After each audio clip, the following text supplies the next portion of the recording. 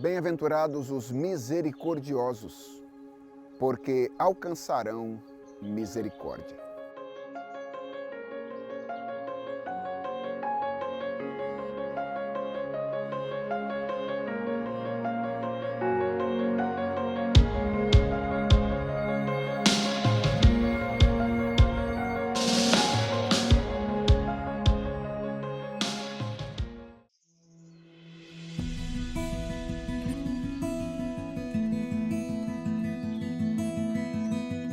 As bem-aventuranças seguem um fluxo, da consciência de pecado para o desejo de justiça, da humilhação interior para a transformação das atitudes. Agora entramos em um novo bloco do ensino de Jesus, quando ele trata dos efeitos da graça nos relacionamentos. O discípulo de Cristo é alguém que foi profundamente tocado por Deus. E por isso não consegue mais olhar para o outro com indiferença. A misericórdia passa a ser parte da sua vida. Jesus afirma: bem-aventurados os misericordiosos, porque alcançarão misericórdia. Trata-se de uma bem-aventurança profundamente relacional. Ela toca diretamente a nossa postura diante dos outros. E mais do que isso, ela revela como a graça recebida nos transforma de dentro para fora. Aquele que foi alcançado pela compaixão divina passa a viver movido por essa mesma compaixão. Mas o que é, afinal, misericórdia? Na Bíblia, a misericórdia é mais do que um sentimento. Ela é um amor que age. É o coração que se compadece e as mãos que se estendem. Misericórdia é a disposição de aliviar o sofrimento alheio, mesmo quando o outro não merece, mesmo quando ele não pode retribuir. É o contrário do espírito legalista e frio que apenas observa, critica e acusa. Essa misericórdia que Jesus exalta tem duas expressões principais. A primeira é o perdão. Ser misericordioso é estar disposto a perdoar quem nos ofendeu. É abrir mão do direito de retribuir. É escolher a graça ao invés da vingança. A parábola do credor incompassivo ilustra isso com clareza. Um servo, perdoado de uma dívida impagável, se recusa a perdoar uma dívida insignificante de seu conservo. O rei, ao saber disso, revoga o seu perdão anterior. E a lição é clara: quem foi perdoado de muito deve perdoar com generosidade. A segunda expressão da misericórdia é a ajuda concreta ao necessitado.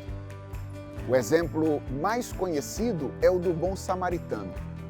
Enquanto líderes religiosos passam apressados por um homem caído à beira da estrada, o samaritano interrompe seu caminho, se aproxima, cuida das feridas, paga a hospedagem e garante a sua recuperação. E Jesus conclui dizendo: vai e faze o mesmo. Ou seja, misericórdia é mais do que piedade, é compromisso. É mais do que emoção, é entrega. É importante lembrar que essa disposição não nasce naturalmente em nós. Pelo contrário, nós tendemos à indiferença.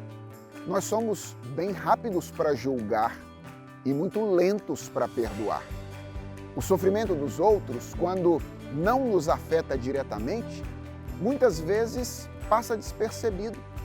E as ofensas que nós recebemos, mesmo pequenas, nós guardamos com amargura. Por isso, a misericórdia é, antes de tudo, fruto da ação de Deus. Só quem reconhece a sua própria necessidade de misericórdia é capaz de estendê-la. Esse reconhecimento começa com o Evangelho. A salvação é, em sua essência, uma obra de misericórdia. Como escreve o apóstolo Paulo, Deus, sendo rico em misericórdia, por causa do grande amor com que nos amou, nos deu vida juntamente com Cristo. Não fomos salvos por merecimento, mas pela compaixão divina. Deus não ignorou o nosso pecado, Ele o tratou com seriedade na cruz do Calvário, mas por graça, Ele perdoou aqueles que creram em seu Filho.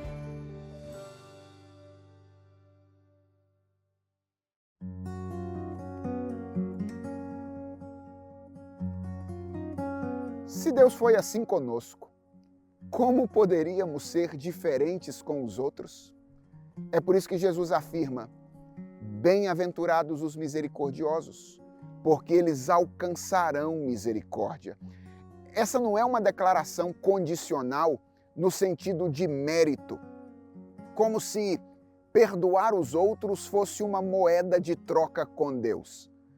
O que ele está ensinando é que aqueles que exercem misericórdia são os que de fato foram alcançados por ela. A misericórdia praticada revela a misericórdia recebida. Não é a causa, é a consequência da graça. Essa bem-aventurança também nos protege da religiosidade estéril. É possível conhecer doutrina, frequentar cultos, participar de atividades da igreja e ainda assim viver com o coração endurecido. O discípulo de Jesus, porém, é alguém que foi quebrantado, que reconheceu a sua miséria e foi acolhido, e por isso aprendeu a olhar o outro com compaixão. A igreja torna-se uma comunidade de misericordiosos, gente que perdoa, que escuta, que caminha junto, que não desiste facilmente. Além disso, a misericórdia é uma marca pública do reino de Deus. Em um mundo marcado pela indiferença, pela pressão e pela intolerância, o cristão é chamado a ser diferente, a agir com paciência, a oferecer ajuda, a servir sem esperar retorno. Isso vale para os nossos relacionamentos pessoais, mas também para a vida em sociedade, onde há dor, injustiça, abandono. O discípulo de Jesus é chamado a agir, não como um ativista vazio, mas como um servo do Rei, que veio para curar os quebrantados. É claro que essa prática é custosa. Ser misericordioso exige abrir mão do orgulho, da pressa, do conforto. Às vezes exige perdoar o imperdoável ou acolher quem não tem como retribuir. Mas é exatamente aí que essa bem-aventurança se cumpre. Porque o consolo, o contentamento, a verdadeira paz, tudo isso é experimentado por quem vive segundo a lógica do reino. Eles alcançarão misericórdia. Essa promessa aponta para o presente, mas também para o futuro. Desde já, nós experimentamos o consolo de Deus quando perdoamos e ajudamos. Mas haverá um dia em que essa misericórdia será completa. No juízo final, aqueles que foram transformados pela graça e viveram sob sua influência, ouvirão do próprio Cristo: vinde, benditos de meu Pai, não porque mereceram, mas porque foram alcançados e porque viveram como filhos da misericórdia. No próximo episódio, veremos que essa transformação vai além das ações externas. Deus deseja um coração puro, não apenas gestos corretos. O que significa ser limpo de coração? É sobre isso que falaremos a seguir.